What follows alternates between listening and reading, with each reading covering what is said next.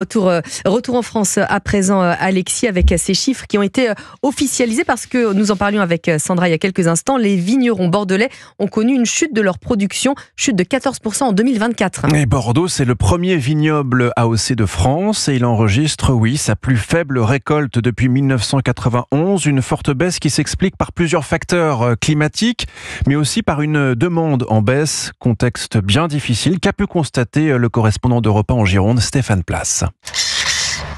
Sécateur en main pour la taille hivernale, Véronique, viticultrice à Saint-Aubin-de-Blaye, constate dans son exploitation cette baisse de récolte en 2024. On a moins produit, on a été touché par le milieu, les phénomènes climatiques, on a eu beaucoup trop de pluie, on a perdu un tiers de production, on a perdu un tiers de trésorerie, quand on peut le vendre. Le mildiou, le froid, la pluie, des rendements plus faibles et les plans d'arrachage près de 10 000 hectares en 2024, indique le conseil interprofessionnel du vin de Bordeaux. Stéphane Hérault est le président de la cave coopérative des vignerons de Tutiac. On a perdu 500 hectares, c'est 7-8% de nos viticulteurs qui ont arraché leurs vignes. On peut le voir comme une mauvaise nouvelle, effectivement, quand on baisse en activité, en chiffre d'affaires et donc en marge, en emploi généré par la viticulture. Par contre, quand on sait que cette baisse de la consommation, elle est structurelle, on espère qu'elle arrive à son bout. La seule chose à faire, c'était d'adapter les volumes que l'on produit à ce qu'on sait vendre. Il y a encore 4, 5, 6 000 hectares qui vont s'arracher, donc on va tomber en dessous de 90 000 hectares à Bordeaux. Et tout ça pour équilibrer l'offre et la demande et redonner de la valeur ajoutée à nos vins. Avec donc l'espoir de voir le prix du vin en vrac repartir enfin à la hausse. Bordeaux, Stéphane Place, Europe 1.